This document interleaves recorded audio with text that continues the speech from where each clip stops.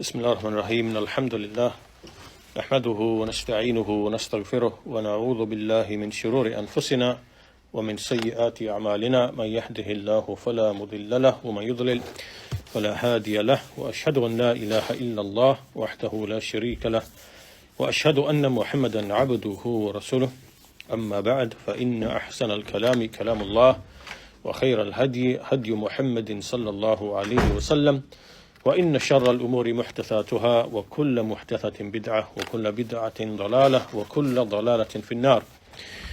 So today is lesson number 6, the sixth lesson in our series on Al-Qadr, and it is lesson number 41 overall in our discussion of this book, Taqreeb Tadmuriyyah of Shaykh ibn Uthaymeen rahimahullah. So just as a recap of what we've discussed so far, we are speaking about the qadr of Allah, the qadr of Allah. And in the first lesson, we defined what this means. We said when we say al-qadr, which in English is the divine pre-decree, or Allah's prior determination of all things, and Allah's knowledge of all things prior to them happening. This is what we mean by al-qadr, the decree of Allah. Allah's prior knowledge of all that has been and that will be. So after that, we then went on to look at the 4 levels of al-qadr. What does it comprise, al-qadr? We said that first of all, Allah has prior knowledge of all things. Secondly, that knowledge has been written down in a preserved tablet, in a book. Thirdly, when Allah wills something to happen, He wills it to happen.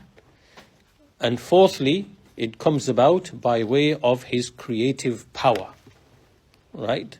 So at the point when something is going to happen, so for example, when a leaf falls from the tree, that is in Allah's prior knowledge and it has been written down.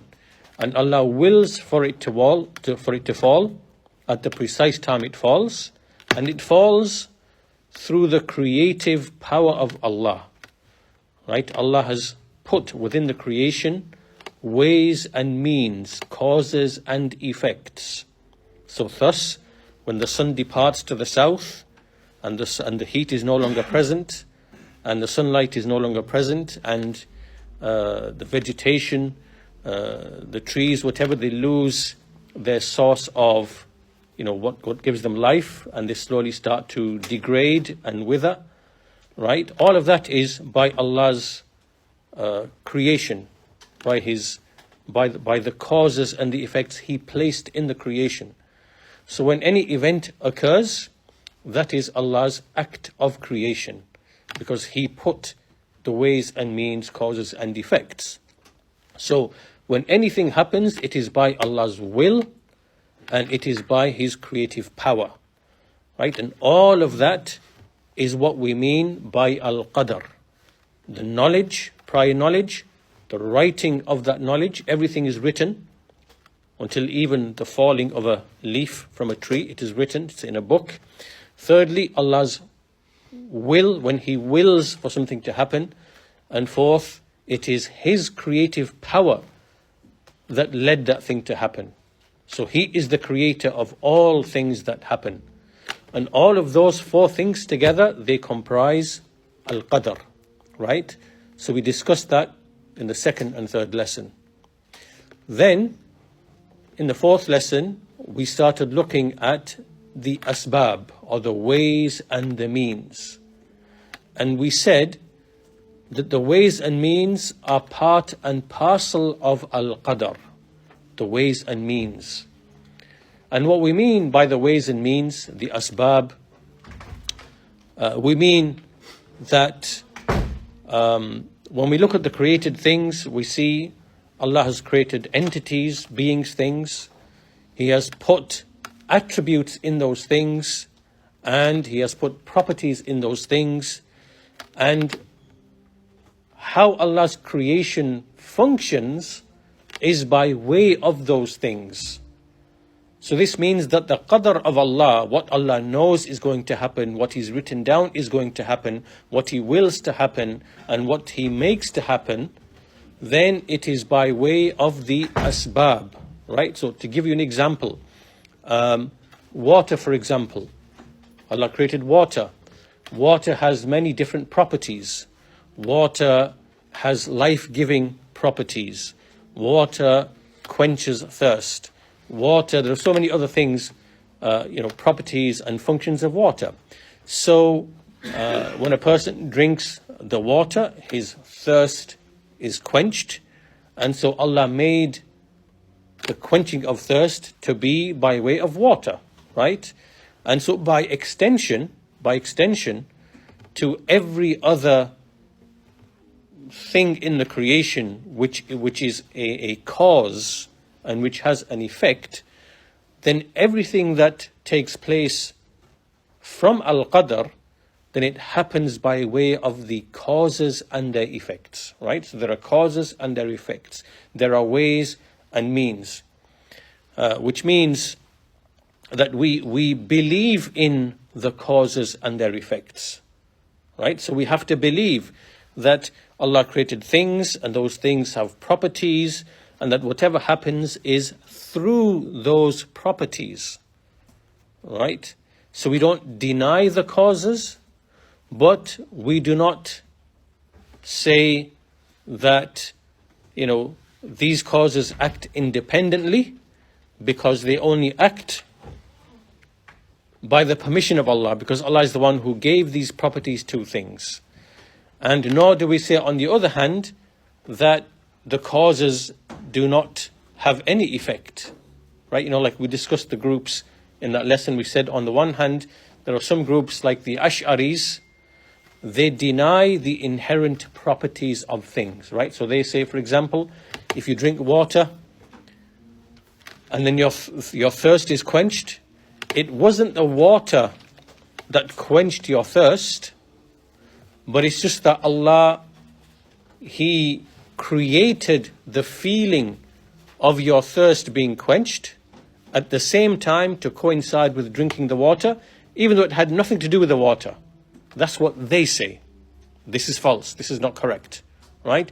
Or they would say, for example, the fire, when you have the fire and it burns the wood, it wasn't the fire that burned the wood.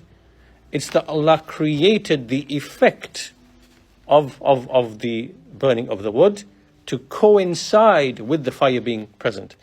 This is sophistry and foolishness, and we don't believe this is not true, right? Because we believe Allah has indeed put properties in things, inherent properties in things, in molecules, in substances, in whatever. And those properties are part and parcel of the effect, right? So they do play a role in the effect, but they only have the effect by Allah's permission. What do we mean by Allah's permission? We mean that there are other things which also have to be present for that thing to have the effect, right? So without oxygen, there is no fire. In the presence of salt, there is no removal of thirst. So even though things have properties, right, those properties can be invalidated by other things, right? So fire is, if there's no longer any oxygen, the fire will go, right? In the presence of salt, the water is no longer thirst quenching, and so on and so forth. So basically what we are saying here, we are taking the correct position. We are saying that we believe that there are causes and effects, and things which are created have been given properties and qualities by Allah subhanahu wa ta'ala, as a result of which effects come to be. But these things are all by the permission of Allah, and there is no ultimate cause except Allah subhanahu wa ta'ala, right?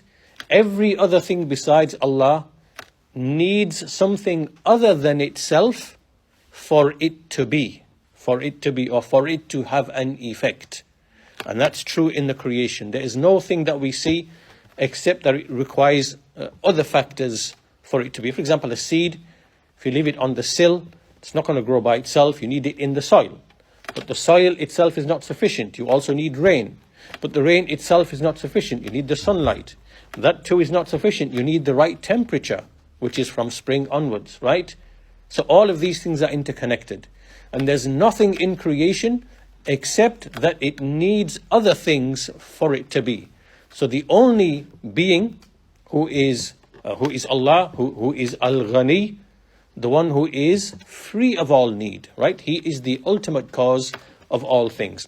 So to come to the point, we believe in the causes and their effects.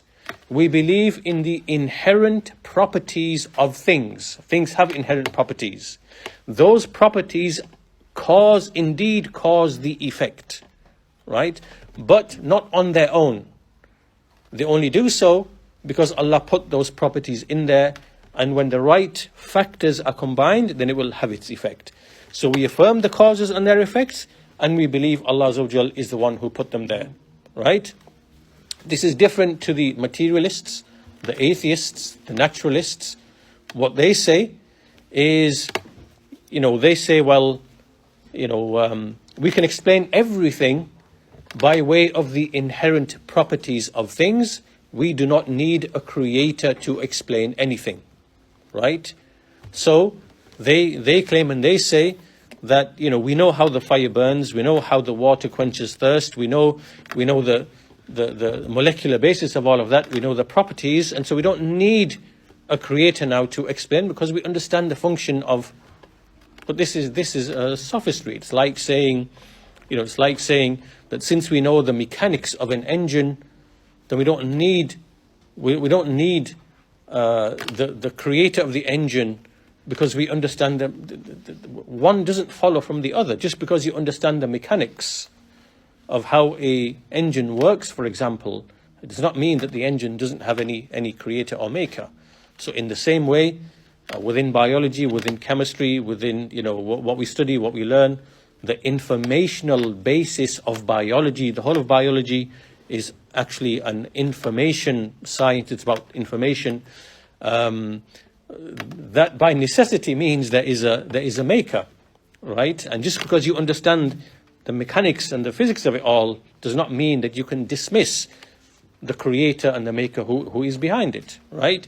So basically, there are those who exaggerate in the properties of things and say we don't need a creator to explain the causes and their effects, right? So these are the atheists, the materialists, the naturalists, and in that direction. Then over here you have among the Muslims, those who deny causation in Allah's creation, right? They deny that things have been given properties which then have effects. And they are the Ash'aris, right? Amongst the sects of the Muslims, they are the Ash'aris who deny, there are things which have the power of causation. So we are in the middle, as we said. So we discussed this in lesson 3 and 4. And in the previous lesson, now all of this is leading to, there's a certain flow and a direction that we are going in. All of this now leads us to, which is where we finished in the past lesson, the issue of man himself, right? So we as humans, because al-qadr, the issue of Allah's decree, and Allah having prior knowledge of our actions, then an issue is raised about, well, if Allah has prior knowledge of our actions and He wills and decrees our actions, how then are we held accountable for these actions? And are we really forced to do our actions, or are we free and are we outside of Allah's will and His power to do as we please, right? So these questions now arise in relation to the actions of men, right? So this is what we're going to discuss. This is the point where we got to in the previous lesson, because we discussed the issue of the causes. So all of that should now be clear, right? With respect to the asbab. So the point that we finished off in the previous lesson is that we said we are basically now moving across a bridge from discussing the causes and their effects in relation to all things besides man, right? Now we are discussing the issue of man and his actions. And the connection between the two is that there is no difference between the things that we've discussed and between man and his will and his power. So let me just illustrate. So we said, let's take water, for example. Within water, this molecule, there are certain properties and qualities. Those properties and qualities allow water to perform certain functions, right? The quenching of thirst, the revival of the earth. So when the water comes down into the soil, then there's other factors in the soil. You have bacteria, you have other things, and that enables that function to then eventually lead to life. So just like with water, we treat, and anything else in Allah's creation, we treat man and his properties and his attributes to be exactly the same. Right? The discussion is exactly the same. So the Shaykh says, and this is where we start today's lesson from, إذا كان القدر لا ينافي الأسباب الكونية والشرعية فهو لا ينافي أن يكون للعبد إرادة وقدرة ويكون بهما فعله فهو مريد قادر فاعل لقوله تعالى. So he says, since we know that al-qadr, when we believe in al-qadr, this does not negate that there are asbab, there are causes and effects through which the qadr of Allah comes to be. Right? So, just like belief in the asbab, belief in al-qadr doesn't negate the asbab, likewise, when we believe in al-qadr, it does not negate the fact that we have a will and we have power by which our actions come to be. In other words, Allah Azza wa Jal has put within our bodies, or He has given us certain attributes, the attribute of will, the irada, the desire to do something, and likewise the qudra, the physical ability to do things. And our actions arise from these two things. When we have a desire and we have the actual ability, then actions will arise from us. And Allah has put these properties within man. Right? And then He mentions some verses from the Quran, minkum man yuridu dunya wa minkum man yuridu al-akhirah. Among you is one who desires the world, and amongst you is one who desires the hereafter. So we have irada, we have the attribute of irada. And likewise, وَلَوْ أَنَّهُمْ فَعَلُوا مَا يُوعَظُونَ بِهِ لَكَانَ خَيْرًا لَهُمْ وَأَشَّدَّ تَثْبِيتًا. If only they did that which they were admonished with, it would have been better for them. Which shows man is able to do, meaning to act. And man amila salihan فَلِنَفْسِهِ. Whoever does a righteous deed, it is for his own benefit. Which means man has the ability to do, to act, to work. So these are qualities of man. He has irada, he has fi'al, he has an act, he has amal, he's able to work, do deeds. He has qudra, he has the power and ability.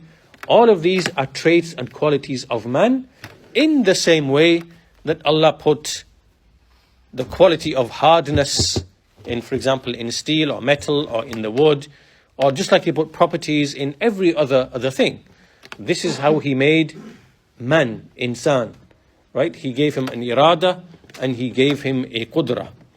So after this, the Shaykh goes on to say, لَكِنَّهُ غَيْرُ مُسْتَقِلٌ بِإِرَادَتِهِ وَقُدْرَتِهِ وَفِعْلِهِ. However, man is not independent in his will and his power and his action, in the same way that all the other asbab that we discussed, right? كما لا تستقل الأسباب بالتأثير في مسبباتها. Just in the same way as all the other causes, like we discussed, they are not independent in having their effect, right? So just like we said, if you take a seed and you plant the seed, we have the seed, we have the soil. But without other things, you are not going to have any vegetation. So you have to have water. And water is from the creation of Allah. And you have to have the sun and its light and its warmth, which is also from the creation of Allah. So the seed, even though it has inherent properties within it of, the DNA or the RNA or whatever, however the system works, the information for it to become what it is going to become, right? Even though that has all that stuff in there, it still needs other things from Allah's qadar, from the other things Allah created for it to actually have the effect, right? So it cannot be independent in its effect. You can't put a seed on the windowsill and expect it to give you, vegetation and whatever, 2-3 months down. It's not going to happen, right? So in exactly the same way, Allah has put within man the irada and the qudra, the will and the ability through which his act comes to be. But he is not independent in his ability to act, right? He can only act if Allah allows through other means for him to act. And he will only have the desire, the will to do something if Allah allows through other means for him to actually have the will to do something, right? So as Allah says in the Quran, لِمَنْ شَاءَ مِنْكُمْ أَنْ يَسْتَقِيمُ وَمَا تَشَاءُونَ إِلَّا أَنْ يَشَاءَ اللَّهُ رَبُّ الْعَالَمِينَ. You will not will, for whoever amongst you wills to be upright, but you will not will except as Allah wills, the Lord of the worlds. Right? So, because we know the irada, the will, and the qudra, the power, these are a man's attributes. And a man is created, therefore his attributes are also created. So if he's created and his attributes are created, then everything he does is also a creation of Allah, right? So from this discussion, what the important thing is to understand that just like we discussed all the other created things, right? Like water, like the air, like rock, like stone, like fire, every other entity which is inanimate, it has properties, it has qualities, it has functions, then man is exactly the same, right? He also is created, and he also has attributes, traits and qualities through which his action and his function comes to be, right? However, just like the other things, he cannot do, he cannot act, he cannot will, except that Allah wills and Allah, allows that to happen. So meaning that man is completely under the knowledge, the will, and the power of Allah subhanahu wa ta'ala. He does not exit from that. Nothing comes outside of that, right? And so we affirm that he actually does have the will and the power to do things, and we affirm that all of that actually is from the will and the power of Allah, just like with everything else. So,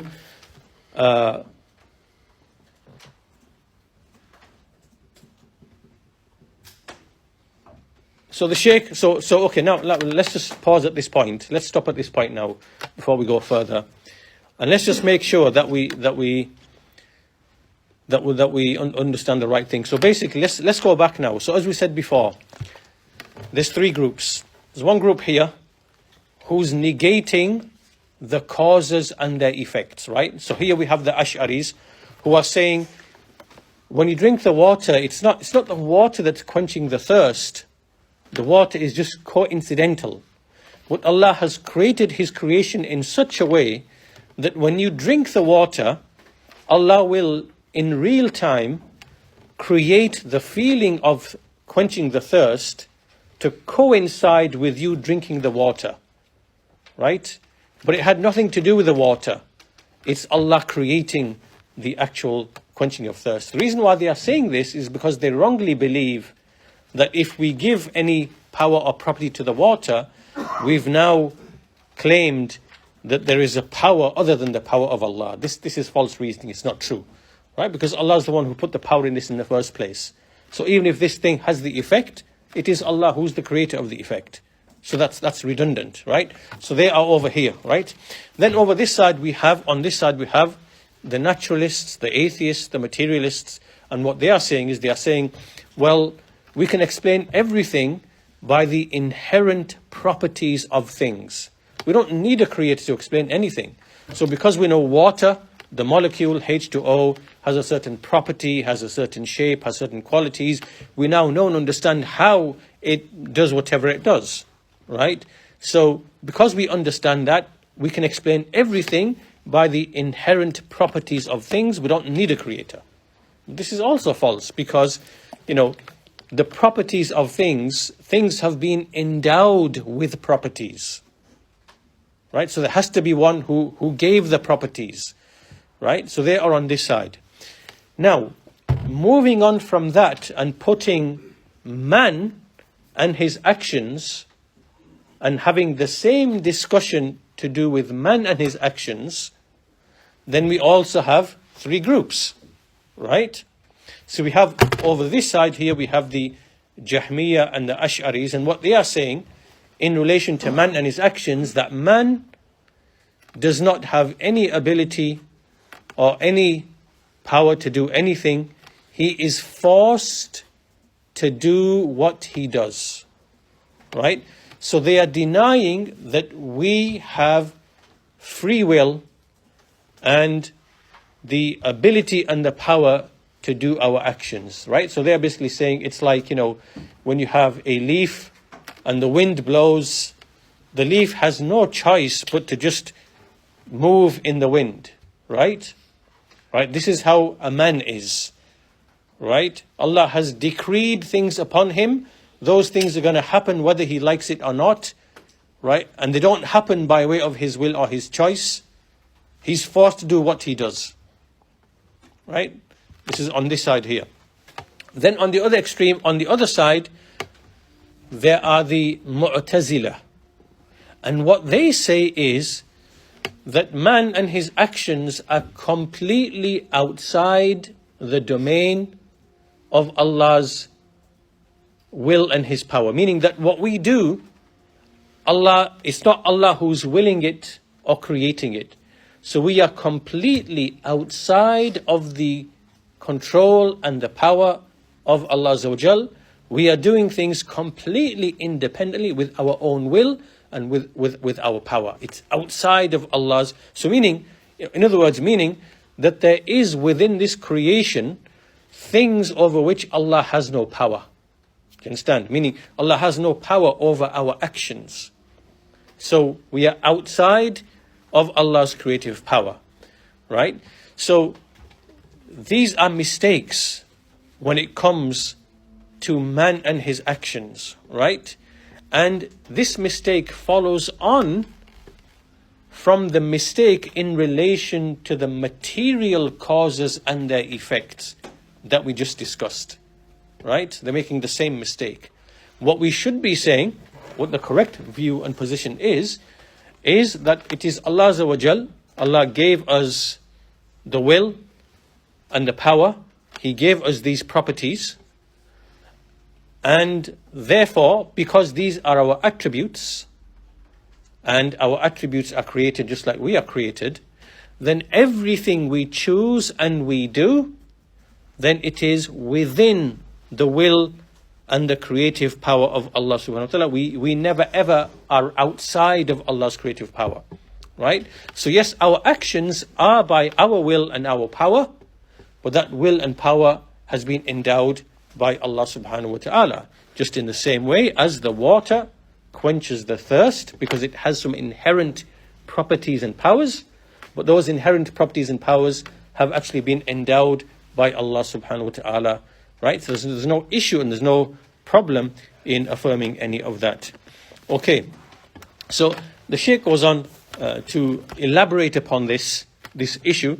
So he says, وَهَؤُلَاءِ الْجَبَرِيَّةِ يَقُولُونَ لَيْسَ لِلْإِنسَانِ إِرَادَةٌ وَلَا قُدْرَةٌ وَلَا فِعْلٌ لأنك لو أثبت له إرادة وفعلا وجعلت فعله نتيجة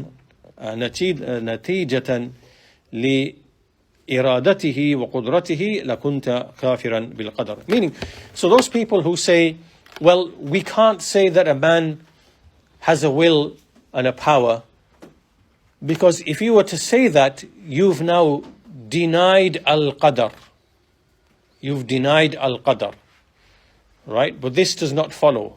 This does not follow. If I say that in this water is the power to quench thirst, I have not denied al-qadr, because Allah is the one who put that in there. He decreed for that power to be in there.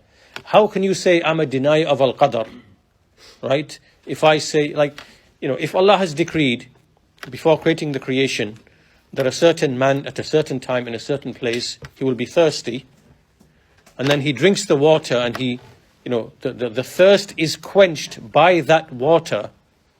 How can you say that if I say, well, the water has been given certain properties and qualities by which thirst is quenched, how can you now say I've denied al-qadr? How have I denied al-qadr? Well, I haven't denied al-qadr. Because what I'm saying is that yes, Allah decreed before He created the creation that that man at that time, at that place, his thirst is going to be quenched, but it's going to be by water which Allah put the property of quenching thirst, and he drank it and the thirst was quenched.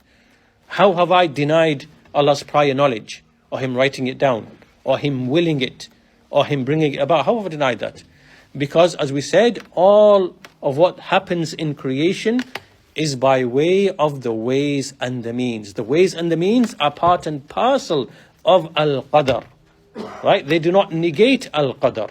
But al-qadr happens by way of the ways and the means, the asbab. Right?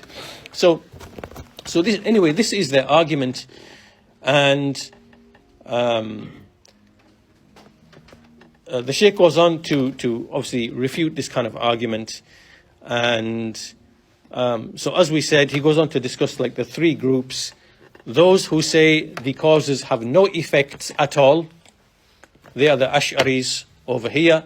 And then there are those who exaggerate and they say everything happens only through the causes, by the inherent powers of causes. They are the atheists and the naturalists and people like that. But when it comes to the actions of men, then we have one group over here that denies man has any will and power, not independent, but he has any will and power through which his actions come to be.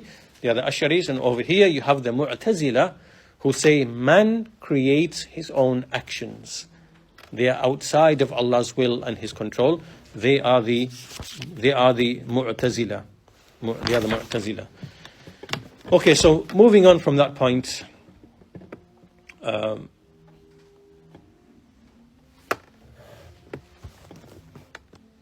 conclude this point, what do we say then in conclusion? We say that the properties Allah put in things, they do have an effect, right? But that effect is subject to the permission of Allah, to the will of Allah, so it's not independent in having its effect, right? So that's the basic point that we are making, right? So anyway, this is the first point of today's lesson, right? That we understand man and his qualities and his actions, we treat it to be the same as all the other causes and their effects. There's no difference. We now move to the second issue now. Okay, so the second issue that's connected to this is that the qadr is from Allah, right? So we know that everything that happens is from Allah subhanahu wa ta'ala.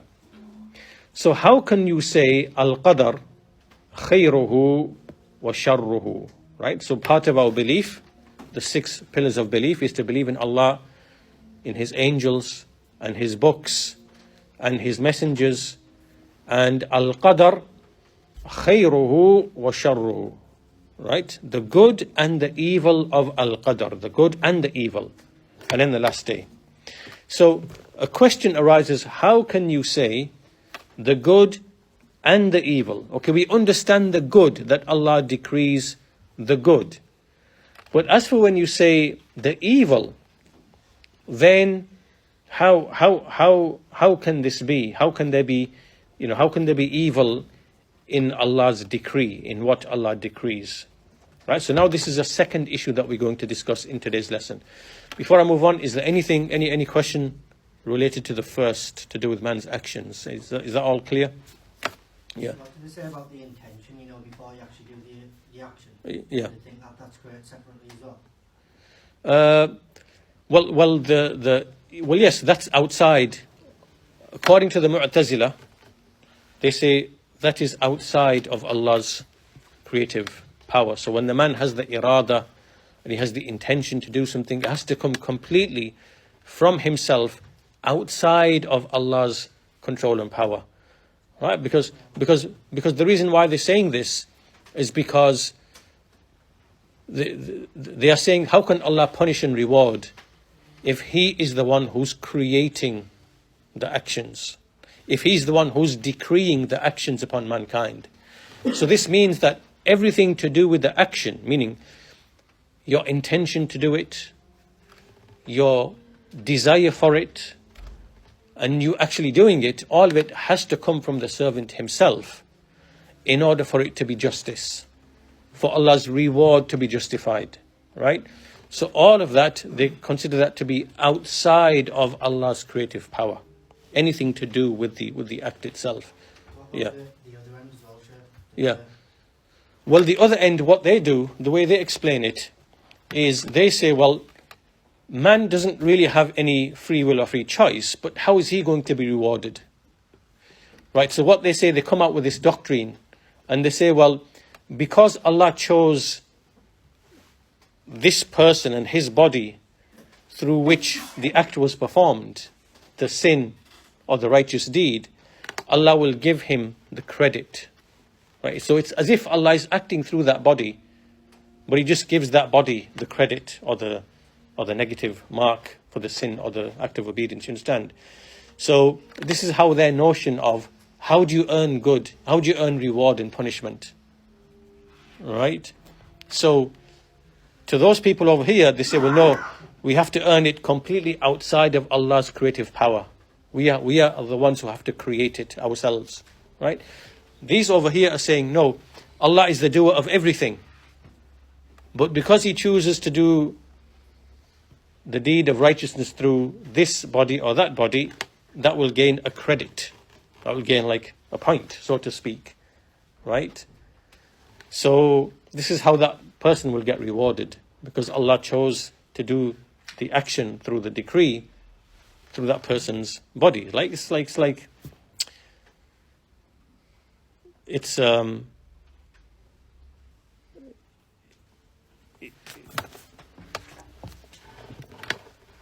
in a way they're saying you are forced to do what you are doing, but because your body was the instrument through which that was done and decreed, you will just get a credit for it. You will get like a reward for it. So it's just philosophical. They're trying to reconcile these things without, But in the middle, what we say is, Allah created us, gave us the will, gave us the power. Then we choose to do what we do after Allah has sent us the messengers. Do you understand? Right? Reward and punishment is justified by way of the sending of the messengers. Right? That's how it's justified. So we'll come to that a bit later in the lesson. But yes, to answer your question, everything that comes from the servant in relation to the act, then they consider that to be outside of Allah's creative power. Right? So we'll discuss that later, inshallah, as to why they say that. Okay, so if there's no more questions on that issue, let's move to the second issue. The second issue then is to do with al-qadar, the good and the evil. So how can you say there's evil in the decree of Allah subhanahu wa ta'ala? Okay, to explain this point, then some of this stuff is a bit technical because there's Arabic terms. Ash-shar laysa fil qada walakin fil maqdi. Right? That evil, when we speak of evil, it is not in Allah's decree, but it is in what Allah has decreed. Right? So I know this is going to be a bit hard to distinguish in your mind. So I want to give you an example. So let's say shaitan, for example. Shaitan, the devil. Right? Shaitan is evil. Is evil. Shaitan is from the creation of Allah. Right? Shaitan is from the decree of Allah. Right? Allah decreed for there to be shaitan. Allah decreed for there for there to be Iblis and shaitan. So he's evil, but in the act of Allah, in Allah's action of creating shaitan, is there evil? Right? So can you make that distinction between those two things? Right? There is the action of Allah subhanahu wa ta'ala in creating shaitan, and there's Allah decreeing shaitan to be. Is there any evil in Allah's act of decreeing and creating? The answer is no. Right? So this is Allah's qadar. This is Allah creating. This is Allah's action now, right? Is there any evil in that? The answer is no. And that's because in everything Allah does, in everything Allah creates, there is a wisdom, there is a benefit, there is a goodness, like an eventual goodness, right? So there's nothing in the decree of Allah, whatever Allah has decreed, that is evil. There's nothing in the qadr of Allah in which there is evil.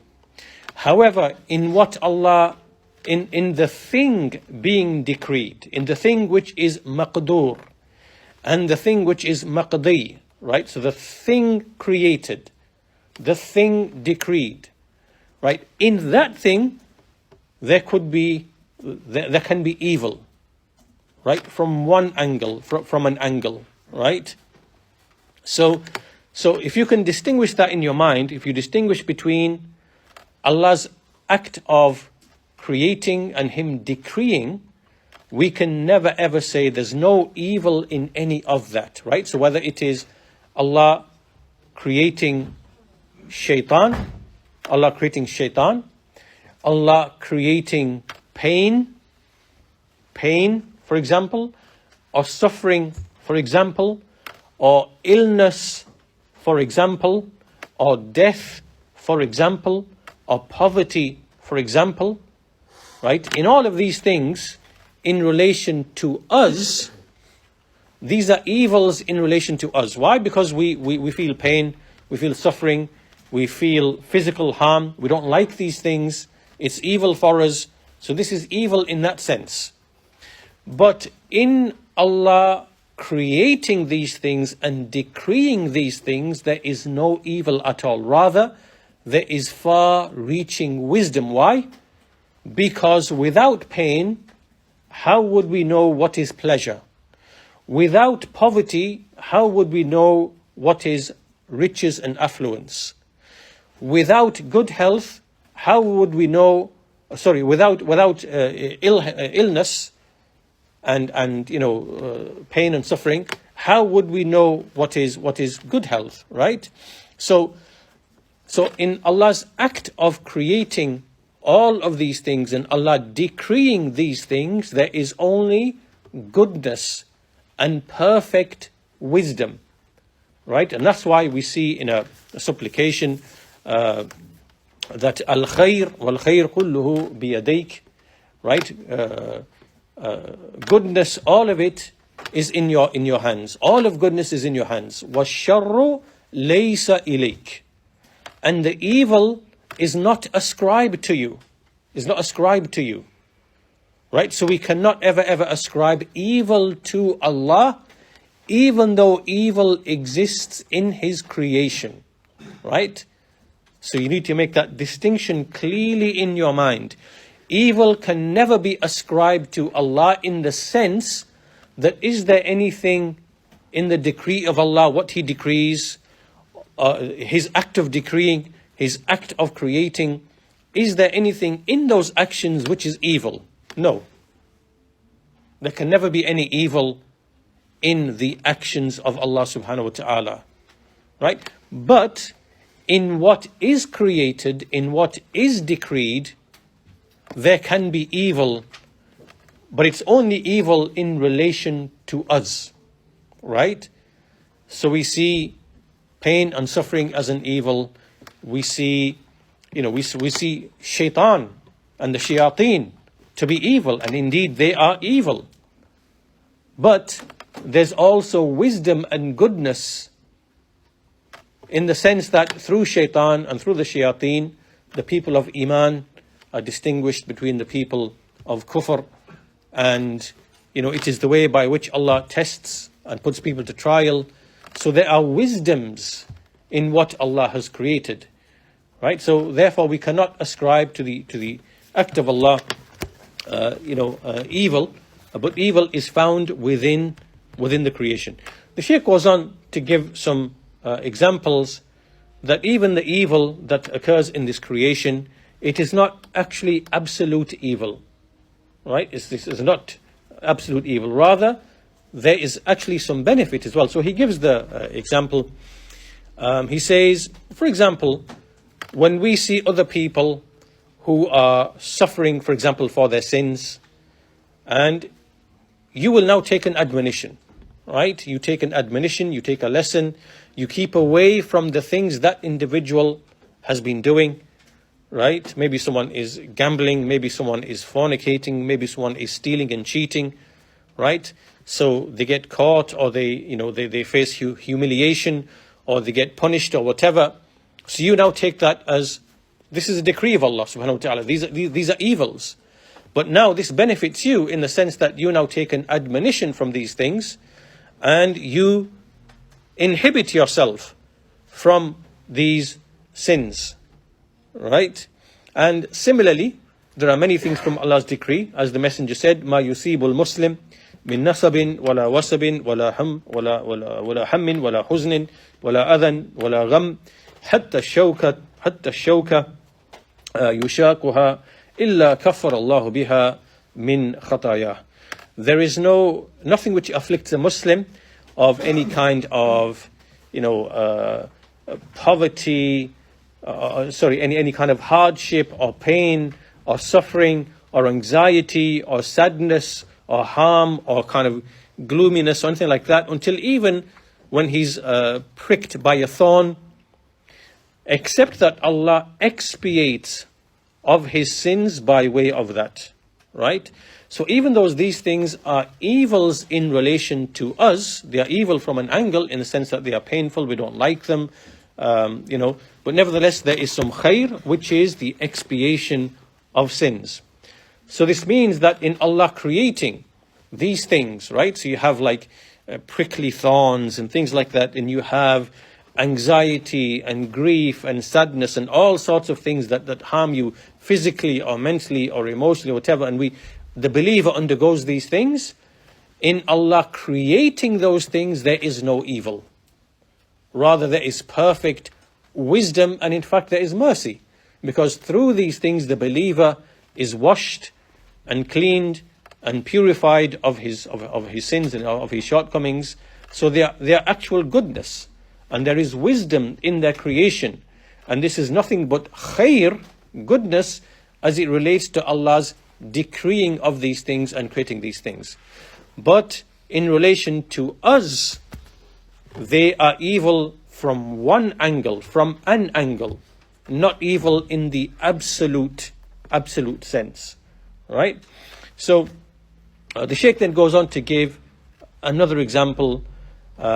He says, and he explains that, look, these things are expiation of sins, and when a calamity befalls you, like an illness or something, your sin is removed, but when you have patience, you then earn a good deed on top of the sin being removed.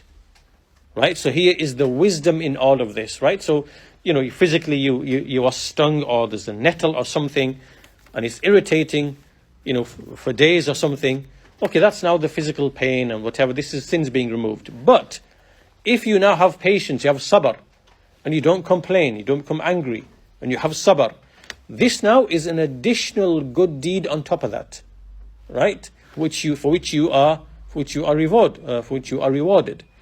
So all of these things which we perceive to be evil, illness, death, poverty, hunger, whatever, yes, they are evil from an angle, but they are beneficial from another angle.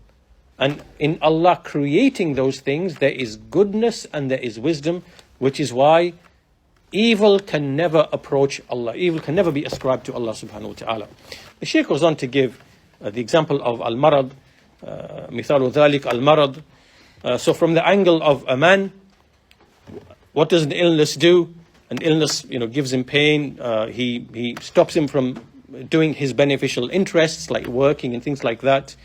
And he will consider it to be an evil. But from the angle that when a person falls ill, he realizes how weak he is as a person, and how easy he can succumb to illness and die. Right? He will now recognize the favor and the bounty of Allah upon him. He will recognize the favor of good health, the bounty of good health, and he will realize that this is an expiation for his sins, and it will raise his ranks if he has patience. Then all of these things now prove that what was decreed for him was actually goodness, not evil. Right? And that's why we now go back to that hadith that we mentioned. Right? Indeed, the affair of the believer, in all of it, is khair, is goodness. Right? If something pleasing comes to him, he is grateful, and that is better for him.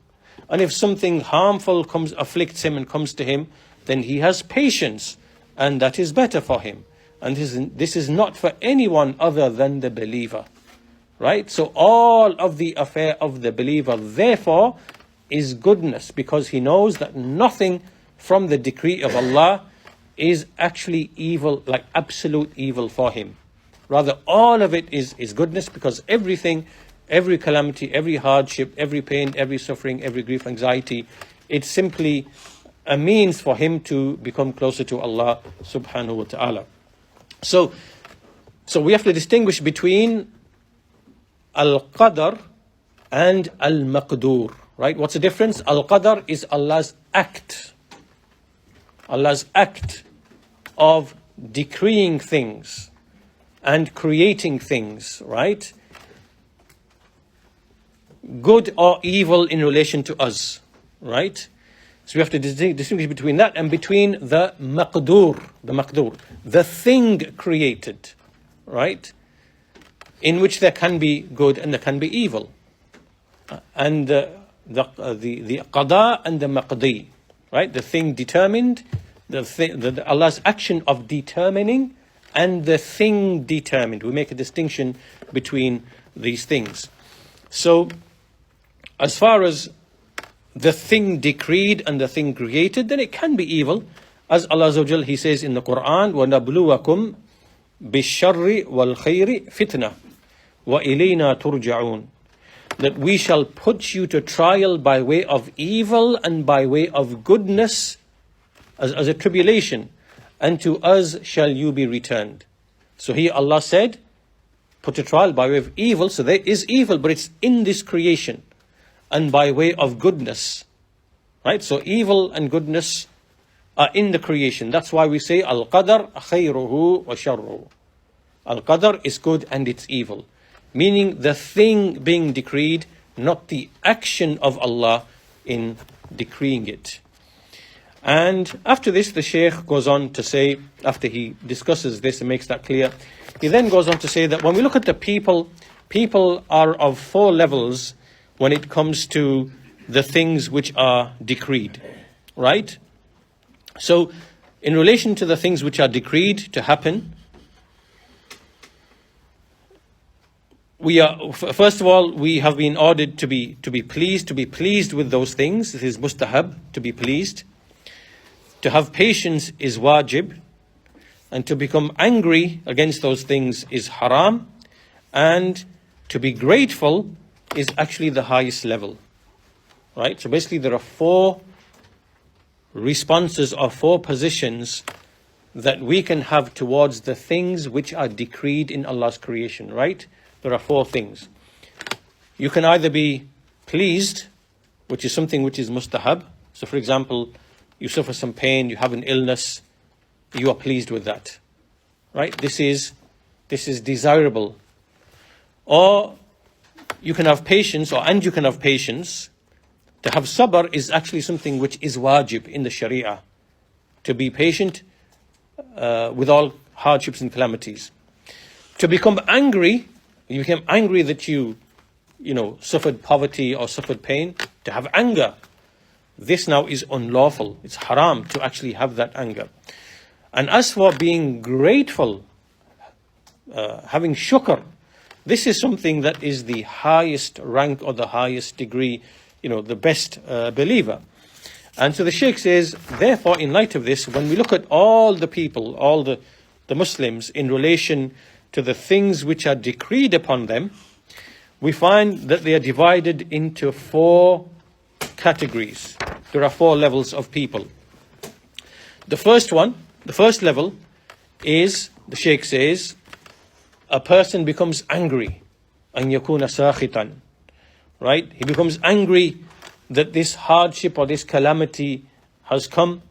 And in relation to this, Abu Sa'id al-Khudri radiyallahu anhu, he said, la'ana Rasulullah sallallahu alaihi wasallam an-na'iha wal-mustami'ah. Right? Allah has cursed the woman who wails over the dead.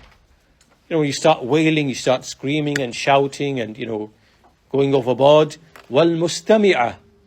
And the one who is there listening to this woman and encouraging her and participating in the, you see women do this, right? Someone dies in the family, they get together.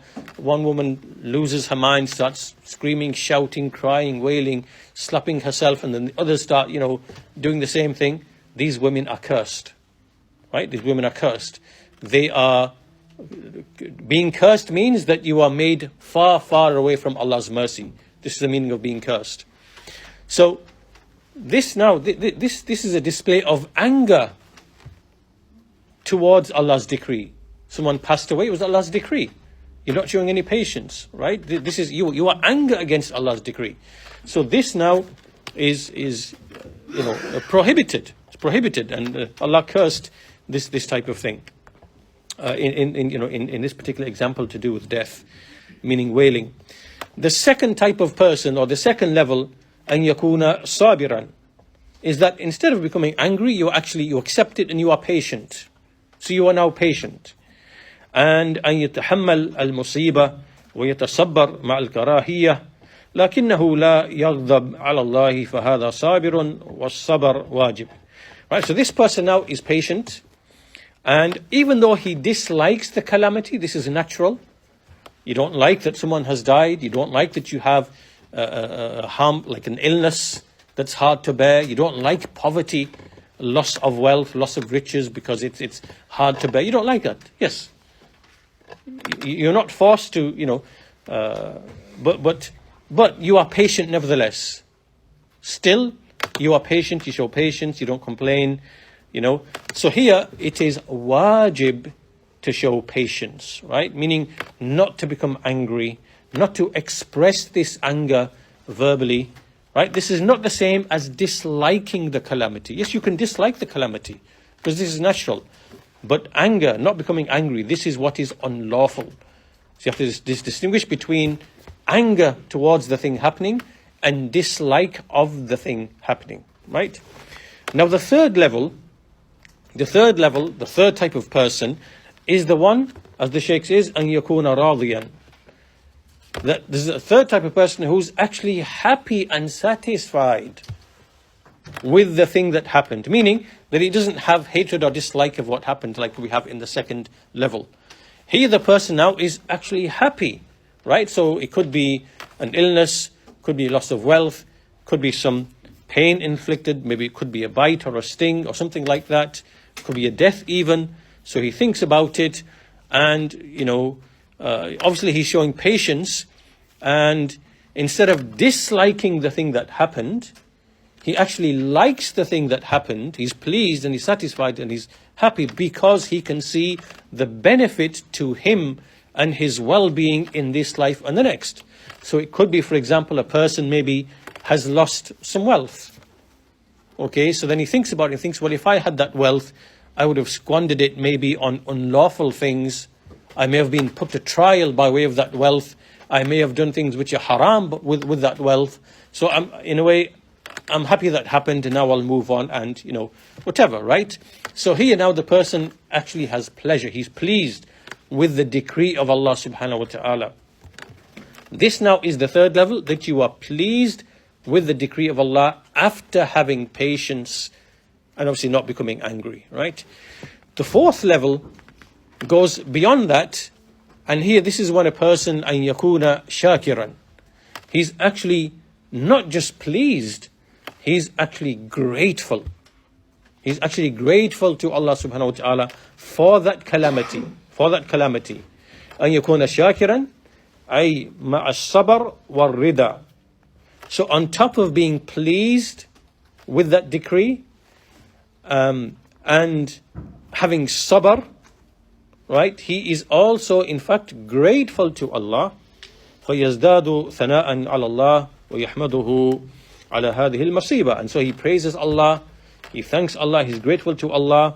This is the highest level, right? He's actually grateful for that calamity, right? Some people, they go through a calamity and they realize and they think, this is a wake-up call for me.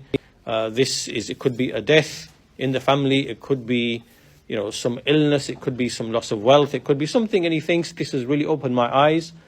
I have to be grateful to Allah that Allah, through this calamity, Allah has shown me the reality of this life, of the world, that this world is just really nothing, and it wakes people up. So they are truly grateful to Allah that they have been made to suffer this particular calamity. So they go beyond the level of sabr, beyond the level of ar-rida, of being pleased, and they are actually grateful to Allah for this. So this brings us to the end of the second point. So what we are doing here is, in the flow of the discussion, we finished discussing the asbab, the material and the physical causes and their effects. We discussed that issue, and how all of that is part and parcel of al-qadr. It's not outside of al-qadr. By extension, man and his actions are exactly the same, right? Man and his actions are exactly the same. Just like Allah created physical essences and gave them their properties, in the same way Allah created man and gave him his qualities and his attributes. He made man to be one who wills and one who acts, alongside other things.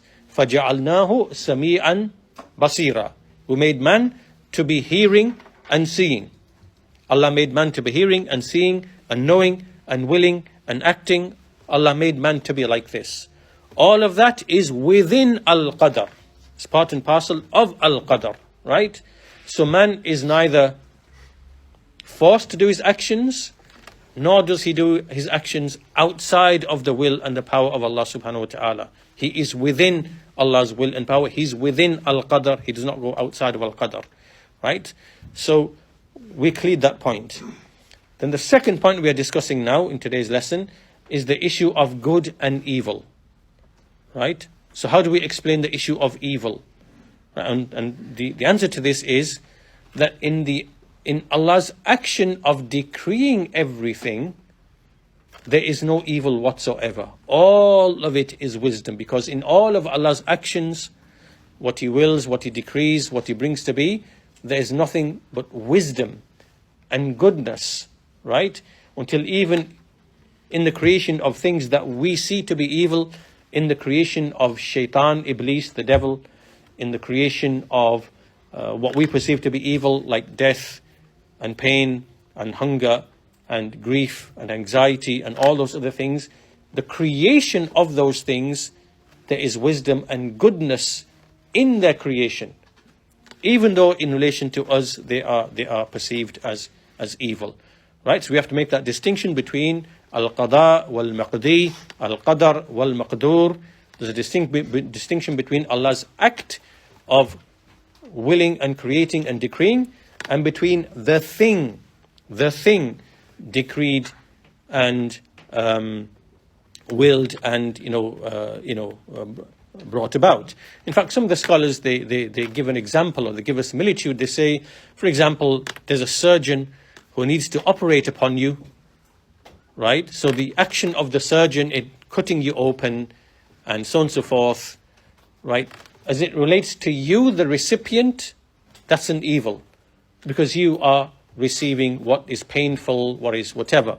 But in the actual action of the surgeon, his actual action, there is nothing but goodness for you, because it is life-saving for you, right? It's going to benefit your health, and it's going to save your life in some cases, right? So there's evil from one angle, but there is benefit. So in the action there's benefit, the action of the surgeon, but for you as the recipient there is evil. Right? So some scholars do give that example, but inshallah the point itself should be very, very clear.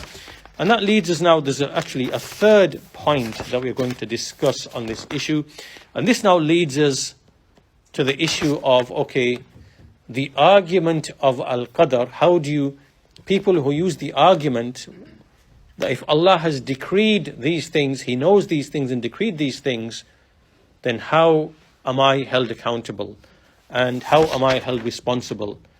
So some people use Allah's decree as an argument to justify their evil actions. That's the third thing that we're going to discuss, inshallah, in the next lesson. But here in today's lesson, we will suffice with the discussion of these two things, inshallah ta'ala. So keep in mind that there's an actual flow to this whole discussion, and there's a certain sequence, a certain order in which we are discussing these particular things, in which they've been arranged in this book, to help us grasp the issues, sequentially, step by step, right? So with that, we'll conclude today's lesson. If there is any questions on anything that we've discussed, feel free to ask, inshallah, before we conclude.